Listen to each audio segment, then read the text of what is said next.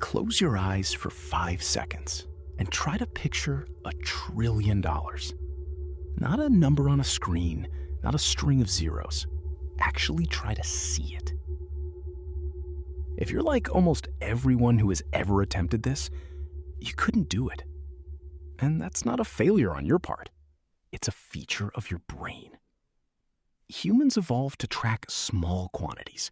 How many people are in our tribe, how many days into winter, how many goats we own. We were never built to intuitively grasp a number like 1 trillion, because nothing in our evolutionary history ever required it. So here's what we're going to do instead. We're going to build that number, piece by piece, until it actually means something. And by the time we're done, you're going to understand something most people never think about. That the exact same number that sounds like a fantasy can also be the number that ends extreme poverty on Earth. Let's say someone handed you $1 trillion, all in physical $1 bills, and stacked them in a single tower. A single bill is about as thick as a sheet of paper, roughly 4/1000ths of an inch. That feels irrelevant until you multiply it by 1 trillion. Do that, and the stack reaches roughly 68,000 miles into the sky. For context, the edge of space is about 62 miles up. The International Space Station orbits at around 250 miles. Your stack of dollar bills would pass the space station, keep going, and not stop until it was more than 1/4 of the way to the moon. That's not a metaphor. That's actual altitude, built entirely out of paper. Now, let's try a different angle. Forget stacking it. Let's try spending it. Imagine you spend $1 million every single day. Not once, every day, forever, no days off. A private jet here, a house there, just burning $1 million a day like it's nothing. At that pace, how long would it take you to get through $1 trillion? 2,700 years. You would have started spending before the fall of Rome, and you'd still be going today. You'd have spent your way through the Black Death, the printing press, 2 world wars, the invention of the internet, and you still wouldn't be done. This is the part where most videos about being rich would stop, because honestly, this is already absurd enough to be the whole video. A number so large that spending $1 million a day for nearly 3,000 years still wouldn't exhaust it. Let's say you somehow had $1 trillion in usable, spendable money. What does that actually buy you? Start with sports, because the numbers here are almost funny. The average NBA franchise is worth somewhere in the ballpark of $4 to $5 billion. There are 30 teams. Buy every single one, the entire NBA, and you've spent maybe $150 billion. Now do the same with the NFL. 32 teams, each worth somewhere around $5 to $6 billion. Buy the entire league outright, every team, every stadium, every contract, and you're looking at roughly $200 billion. Add the Premier League on top. 20 clubs, ranging from a few $100 million to several billion each for the biggest names like Manchester United or Liverpool. Buy the whole league, top to bottom, and you've added perhaps another 60 to 80 billion. The 3 most valuable sports ecosystems on the planet, purchased outright, owner to owner, with you now controlling the entire operation. You've spent somewhere around $450 billion. Let's keep going. You could now personally fund the entire annual government budget of most countries on Earth. Not a donation, not aid, the full operating budget. Every school, every hospital, every road project, every salary for every government worker for an entire year for the vast majority of nations that exist. Or you could go corporate. Tesla's market value has swung anywhere from $500 billion to over $1 trillion, depending on the year. But let's use a conservative estimate, around 600 billion. Add Nike, valued at roughly 100 billion. Add McDonald's, another 200 billion or so.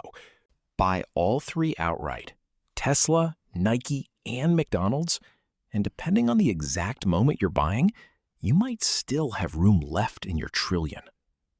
This is the part of the video where it genuinely starts to feel unlimited, like there's nothing you couldn't do, like the number has no edges.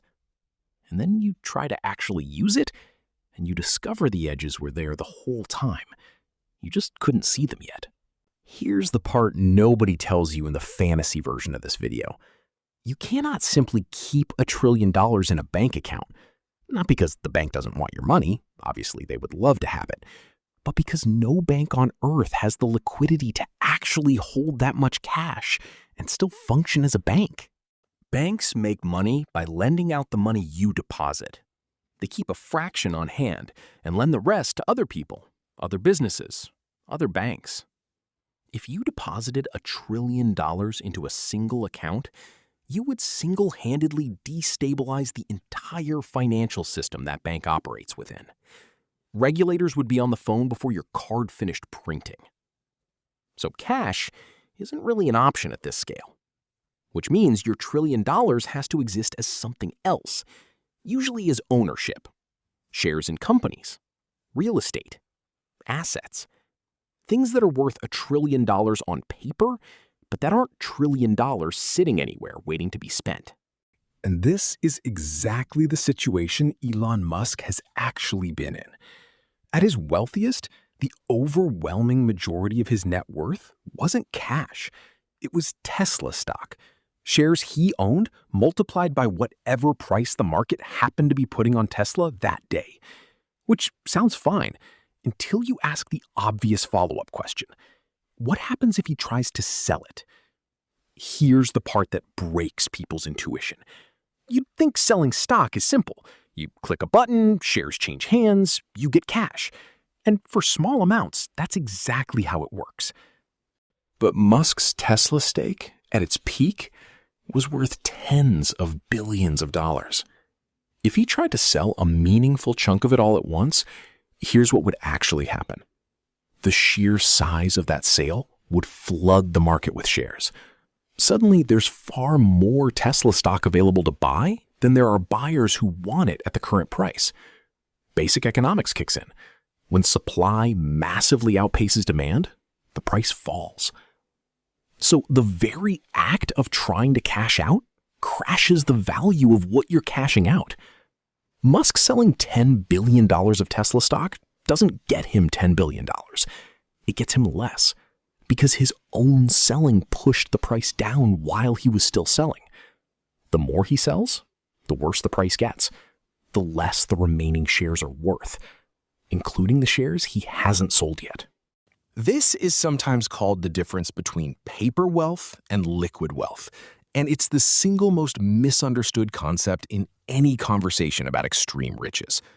$1 trillion in assets and $1 trillion in usable cash are two completely different things. One is a number on a screen. The other is something you can actually spend. And almost nobody who talks about billionaires' net worth ever explains the gap between them. So even if you had $1 trillion, in the sense that your net worth said so, you couldn't actually live the fantasy. You couldn't liquidate it fast enough to buy the NBA, the NFL, and the Premier League in a single afternoon without crashing the value of your own fortune in the process. So what would your life actually look like with $1 trillion? Probably worse than you'd expect, in the personal sense. You'd own things you couldn't sell, sit on wealth you couldn't spend at any meaningful pace, and discover that the entire fantasy falls apart the second you try to cash it in. If you actually had $1 trillion, knowing everything you now know about how impossible it is to actually use, what would you try to do with it anyway? Drop it in the comments. I read every single one. I'll see you in the next one.